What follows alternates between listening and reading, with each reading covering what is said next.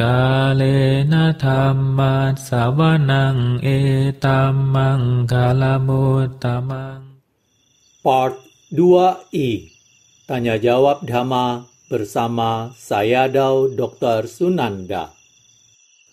Apakah Anda bingung antara praktek Vipassana dan Samatha? Bagaimana cara yang benar menuju ke Nibbana? Bagaimana menangani persoalan yang muncul selama praktek Vipassana? Apakah latihan bertahap dalam Dhamma? Bagaimana mempraktekkan jalan mulia berwas 8? Apakah Nibbana?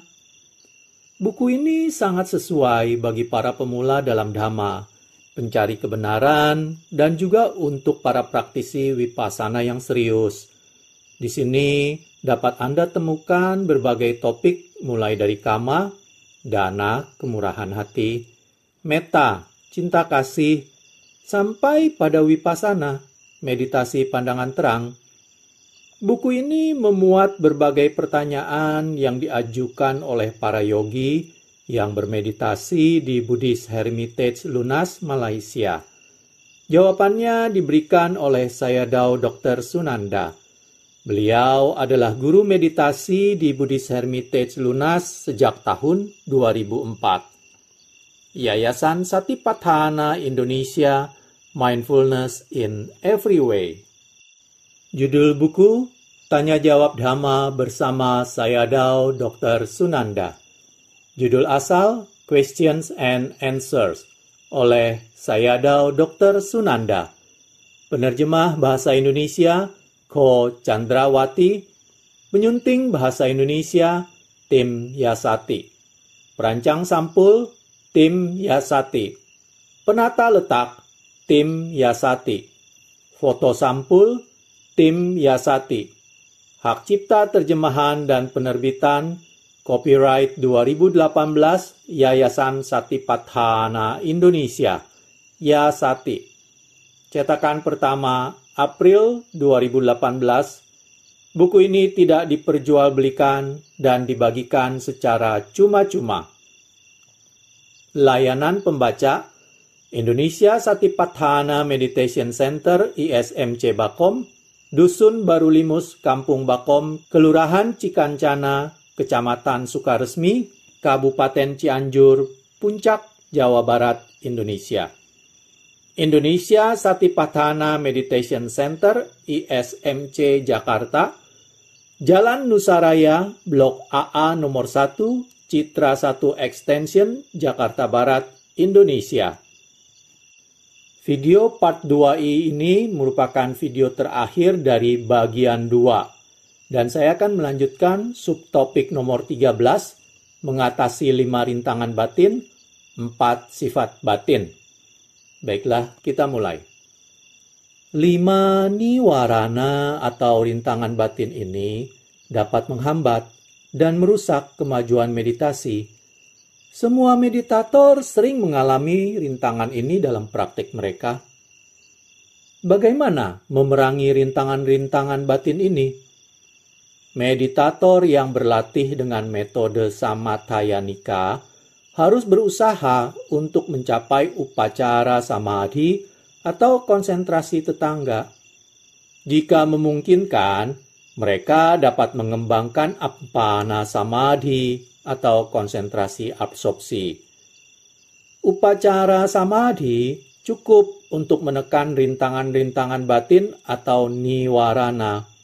Tetapi upacara samadhi dan appana samadhi tidak dapat membasmi niwarana secara menyeluruh. Meditator hanya dapat menekan niwarana untuk sementara waktu. Meditator yang berlatih Vipassanaya harus mencoba membangun Khanika Samadhi atau konsentrasi sesaat. Khanika Samadhi sama dengan upacara samadhi, karena juga memiliki kekuatan untuk menekan niwarana. Untuk membedakan keduanya dalam samatha, konsentrasi ini disebut konsentrasi tetangga, tetapi dalam Vipassana dinamakan konsentrasi sesaat. Mereka yang langsung mempraktekkan metode Vipassana dapat mengambil objek apapun yang muncul dan membuat pencatatan mental. Misalnya, jika pikiran bernafsu muncul, catatlah sebagai pikiran bernafsu. Jika niat buruk muncul, Anda harus mencatatnya sebagai marah, atau niat buruk. Jika batin yang mencatat Anda kuat, pikiran bernafsu atau niat buruk akan berhenti. Kemudian, kembalilah ke objek utama. Sebenarnya, Anda hanya mengambil niwarana sebagai objek meditasi dan mencatatnya. Dengan melakukan pencatatan mental, rintangan batin yang muncul akan berhenti, dan Anda memperoleh citta wisudi atau pemurnian batin. Pada awalnya, meditator akan mengalami kesulitan untuk mencatat niwarana atau rintangan-rintangan batin. Dalam hal ini, meditator dapat memilih untuk berlatih dengan langkah tambahan. 1. Untuk rintangan pertama, kesenangan indera, penawarnya adalah asubha, tubuh yang menjijikan. Kaya gata sati, perenungan terhadap 32 bagian tubuh, atau marananusati, perenungan akan kematian. Melalui latihan ini, seseorang dapat mengurangi kemelekatan pada tubuhnya sendiri dan juga tubuh orang lain. 2. Untuk rintangan kedua niat buruk, meditator dapat berlatih metta bhavana. Dalam Anamatangga Sutta atau ceramah tentang saat tanpa awal, Buddha menyatakan bahwa kita mempunyai kelahiran yang tak terhitung banyaknya, dan di salah satu kelahiran itu, orang yang berniat buruk pada seseorang mungkin pernah mempunyai hubungan yang erat. Mereka mungkin menjadi orang tua dan anak, saudara, paman, dan keponakan, dan sebagainya. Dengan perenungan seperti ini, niat buruk dapat ditekan. 3. Rintangan ketiga adalah malas dan lamban. Kita dapat menggunakan nasihat Buddha kepada Yang Mulia Moggallana. Beliau didera kemalasan dan kelambanan. Beliau terangguk-angguk saat meditasi duduk. Ada beberapa cara untuk menangani malas dan lamban. Yang pertama adalah mengambilnya sebagai objek meditasi dan mencatat. Mengantuk. Jika cara ini gagal, cara kedua yaitu mengubah objek utama. Misalnya, jika Anda sedang mencatat kembung kempisnya perut, Anda dapat mengubah menjadi duduk sentuh. Jika cara kedua gagal, Anda dapat membuka mata untuk menatap sinar. Tetapi, sebelum melakukannya, catat keinginan untuk membuka mata. Pada saat membuka mata, ketika Anda melihat sinar, catatlah sebagai sinar, atau terang. Cara ini adalah alokasanya, dan mungkin dapat mengurangi malas dan lamban. Jika cara ini juga gagal, Anda dapat bangkit dan melakukan meditasi jalan. Sebelum berdiri, catatlah keinginan untuk berdiri. Saya juga telah menyebutkan sebelumnya bahwa ketidakseimbangan kemampuan pengendalian atau karena ketidaksamaan jumlah waktu duduk dan berjalan akan menyebabkan kemalasan dan kelembaman. Batin menjadi malas dan tidak dapat melakukan dhamma wicaya atau penyelidikan dhamma. Di antara 4 posisi tubuh, berjalan dan berdiri mendukung untuk menghasilkan energi, sementara duduk dan berbaring untuk mengembangkan konsentrasi. Jika seorang selalu didera kemalasan dan kelembaman, ini merupakan tanda terlalu banyak duduk. Dalam hal ini, dia harus melakukan lebih banyak berjalan dan mengurangi duduk.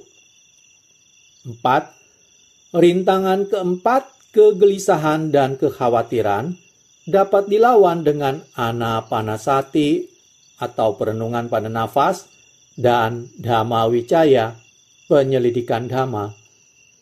Jika meditator didera kegelisahan, dia harus lebih banyak duduk dan mengurangi berjalan. Meditator harus menyesuaikan diri sendiri. Jika tidak ada masalah, meditator harus berlatih dengan porsi yang sama antara duduk dan berjalan. 5. Rintangan kelima adalah keraguan-raguan. Untuk menanganinya, Anda dapat melakukan Anusati Bhavana. Anusati yang pertama adalah Buddha Anusati, atau perenungan terhadap 9 sifat luhur Buddha yang dimulai dengan Itipiso Bhagawa Arahang. Anda dapat pula melakukan Dhammanusati atau perenungan terhadap 6 sifat luhur Dhamma dimulai dengan Swakato Bhagawata Dhammo. Dan Sanghanusati atau perenungan terhadap 9 sifat luhur Sangha dimulai dengan Suppatipanno. Tetapi begitu Anda mencapai tahapan pertama pencerahan atau menjadi Sotapanna, keyakinan Anda terhadap Buddha, Dhamma, dan Sangha tidak akan tergoyahkan. 4. Sifat batin. Marilah kita mencoba mengerti 4 sifat batin. Karena berhubungan dengan praktek Vipassana, Buddha mengatakan tentang batin sebagai Duranggamang, Ekacarang, Asarirang, Guhasayang. 1. Duranggamang, berkelana jauh. Arti harafiah Duranggamang adalah batin dapat berkelana jauh dan mencapai tempat-tempat terpencil. Arti sebenarnya adalah meskipun objeknya berada di tempat yang sangat jauh, batin dapat mencapainya. Sebagai contoh, Anda sudah pernah ke Jepang atau Amerika sebelumnya. Saat ini, Anda sedang duduk di sini. Dan ketika Anda berpikir tentang pengalaman masa lalu Anda di Jepang atau Amerika, batin dengan segera dapat mengingat tempat tersebut. 2. Ekacarang, berkelana sendiri. Terjemahan langsungnya adalah berkelana sendiri. Arti sesungguhnya adalah batin hanya dapat mengambil satu objek pada satu saat. Kita menerapkan sifat ini dalam praktek kita. Sebagai contoh, ketika rintangan muncul, kita harus mengambilnya sebagai objek dan mencatatnya sebagai pikiran bernafsu atau niat buruk dan sebagainya. Jika pencatatan mental kuat, pikiran tidak dapat berlanjut karena sifat ekacarang ini. Batin hanya dapat mengambil satu objek pada satu saat. Bagaikan tangan kita yang sedang memegang suatu objek, tidak dapat memegang objek lain. Kita harus meletakkan objek yang pertama untuk memegang objek yang baru. Ketika batin mempunyai satu objek, batin tidak dapat mengambil objek lain. Kita menggunakan prinsip ini untuk menangani rintangan batin. Jika kita membuat pencatatan mental atas rintangan yang muncul, maka rintangan itu tidak dapat berlanjut menyerang kita. 3. Asarirang, bukan materi. Asarirang berarti bukan materi. Ketika Anda mencapai nama rupa pariccheda nyana atau pengetahuan pembedaan antara batin dan jasmani, Anda dengan mudah dapat mengerti bahwa batin bukan materi. Tubuh terbentuk dari 4 unsur utama yaitu tanah, air, api, dan angin. Sementara batin merupakan sejenis energi dan memiliki kekuatan mengenali. Ingatlah ungkapan ini. Apa yang merupakan batin bukan materi. Apa yang materi bukan batin. 4. Guhasayang, berada di gua. Arti dari batin yang berada di gua adalah batin muncul dari landasan jantung. Jantung sebagai organ yang berongga diibaratkan sebagai gua, karena jantung memiliki ruang kosong.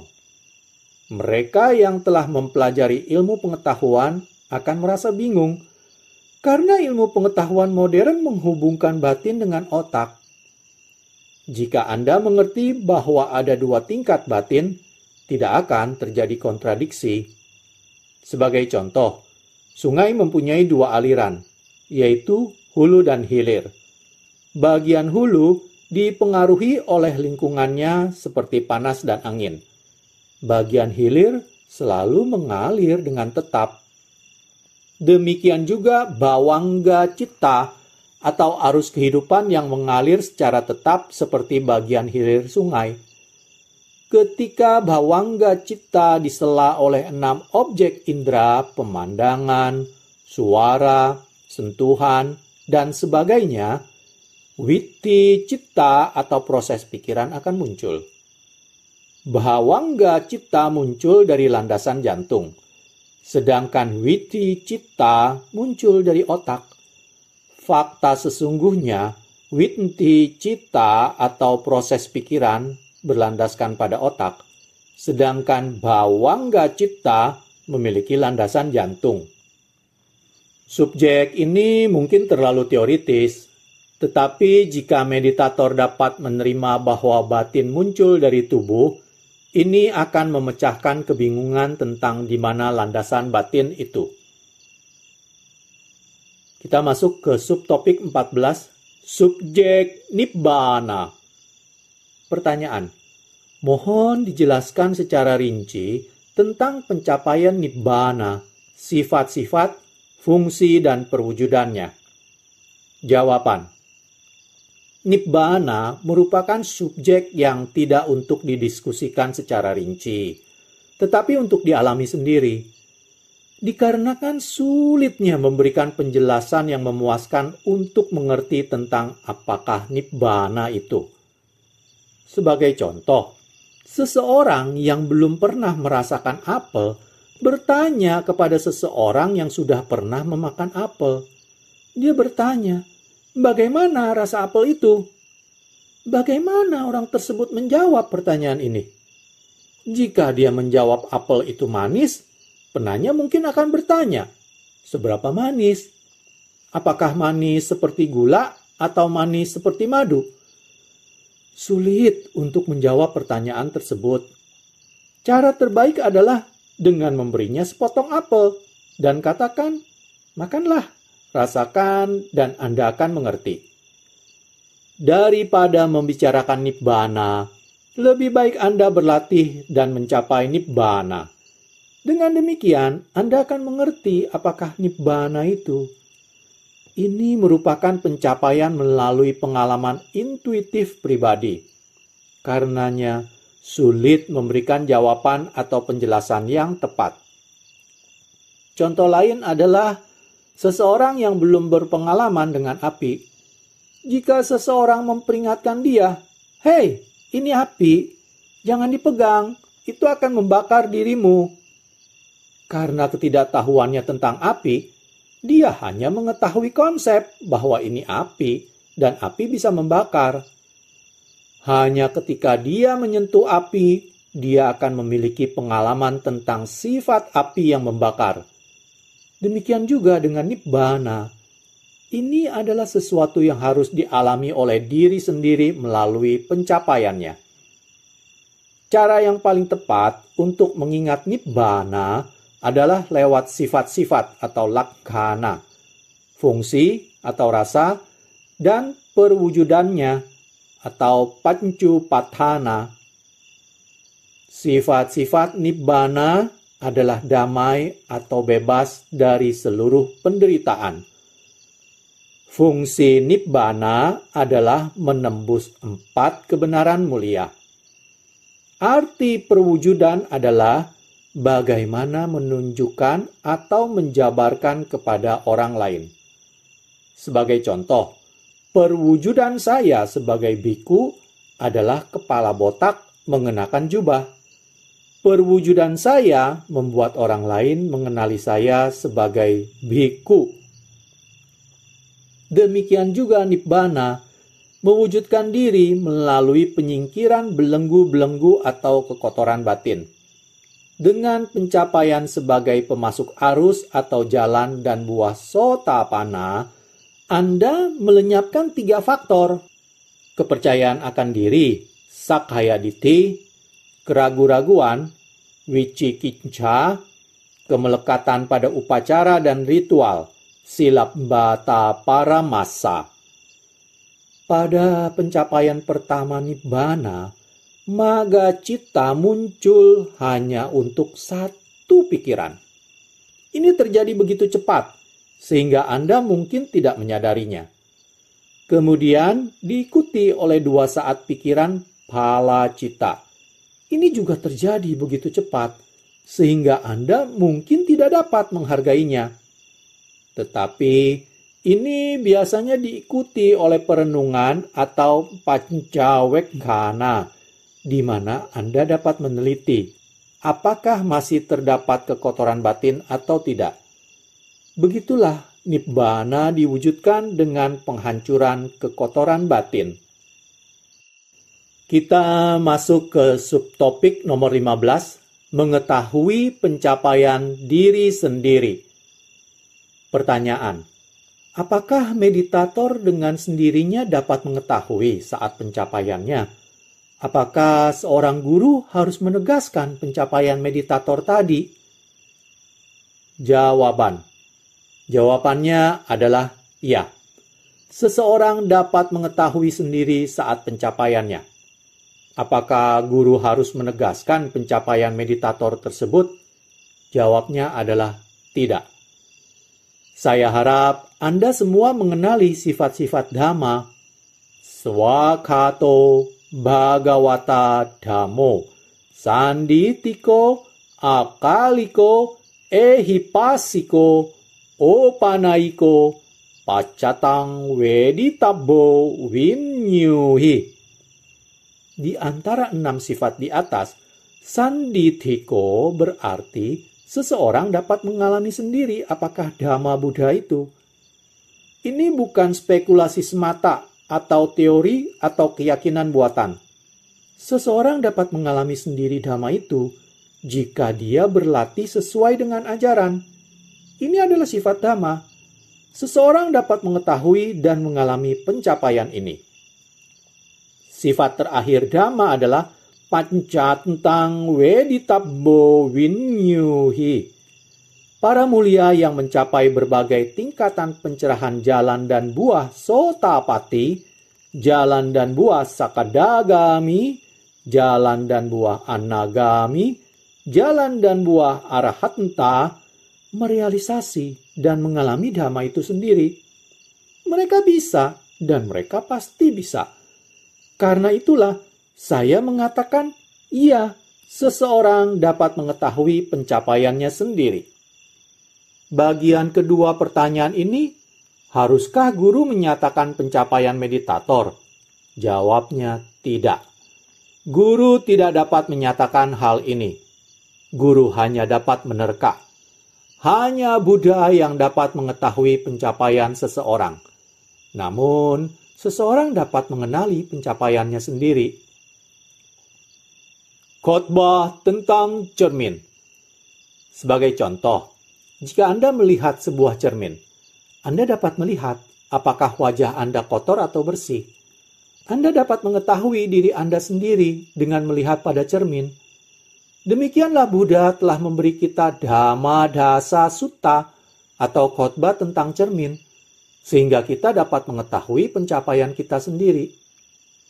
Pada zaman Buddha, ketika seorang umat meninggal, Yang Mulia Ananda, pendamping Buddha, biasa bertanya kepada Buddha, "Bante, tadi malam umat kita meninggal. Di mana dia berada?" Buddha berkata, "Dia sebagai Sotapanna, terlahir di alam Tawa Tingsa." Di waktu berikutnya, ketika ada umat lain meninggal, Yang Mulia Ananda mengajukan pertanyaan yang sama. Buddha berkata, "Ananda, tidak ada yang aneh bahwa manusia meninggal. Tetapi jika setiap kali hal itu terjadi, engkau selalu datang pada Tathagata dan menanyakan hal yang sama, sesungguhnya ini akan mengganggu beliau. Kemudian Buddha membabarkan khotbah tentang cermin, sehingga seseorang dapat mengenali pencapaiannya. Pencerahan. Pencerahan berarti Anda mencapai 3 hal pada momen pencerahan. Ketiga hal tersebut adalah 1. Pemahaman tentang 4 kebenaran mulia. 2. Munculnya magga citta dan phala citta atau kesadaran jalan dan hasil dengan nibbana sebagai objeknya. 3. Lenyapnya kekotoran batin. Kitab komentar memberi contoh tentang menyalakan lilin di mana 3 hal tercapai. Ketiga hal itu adalah 1. Terbakarnya sumbu dan lilin oleh nyala api. 2. Menghasilkan cahaya. 3. Menghalau kegelapan. Sama halnya dengan saat tercapai pencerahan, magga citta muncul dan mengambil nibbana sebagai objeknya. Ini berarti pencapaian nibbana di mana kekotoran batin dicabut. Dalam pencerahan pertama, Sotapatti Magga, 3 kekotoran batin dicabut. Orang mulia ini mengetahui melalui Paccawekkhana. Dalam bahasa Pali, Paccawekkhana berarti retrospeksi, di mana setelah jalan dan hasil, seorang akan meninjau kembali atau merenungkan atas apa yang telah dicapainya. Seseorang tahu bahwa dia telah menyingkirkan 3 kekotoran batin yang pertama. 1. Sakkhaya Ditti, kepercayaan tentang diri. 2. Wicikicca, keraguan-raguan. 3. Silambata Paramasa, kepercayaan pada upacara dan ritual yang salah. Dalam pencerahan kedua, 2 kekotoran batin lain, 4. Kamaraga, nafsu indra, 5. Vyapada, niat buruk, ditekan, dilemahkan, atau diturunkan. Dalam pencapaian pencerahan ketiga, 5 kotoran batin di atas dicabut. Dalam pencerahan keempat atau pencapaian tingkat arhata, 5 kekotoran batin lainnya dicabut. 5 kekotoran batin lainnya adalah 1. Rupa raga, kemelekatan akan keberadaan alam materi halus. 2. Arupa raga, kemelekatan akan keberadaan alam tanpa materi. 3. Mana, kesombongan. 4. Uddhaca, kegelisahan. 5. Awidya, ketidaktahuan. Jadi, dengan pencapaian pencerahan keempat, seseorang telah mencabut ke-10 kekotoran batin. Buddha mengatakan, beginilah cara seseorang dapat meyakini dan menilai pencapaiannya sendiri. Tidak diperlukan guru untuk menegaskan. Tidak ada guru yang mengetahui bagaimana cara menegaskan, kecuali Buddha. Kalau saya boleh mengingatkan Anda sekalian agar berhati-hati dan tidak terkecoh oleh orang-orang yang tidak beradab yang memberi harapan palsu atau penilaian palsu yang sangat merusak kemajuan spiritual Anda. Demikianlah berakhir sudah saya bacakan bagian 2. Sehingga pada video part selanjutnya, saya akan mulai membacakan bagian 3 dengan memulai subtopik pertama, yaitu mengapa kita harus menghormati orang tua kita. Terima kasih.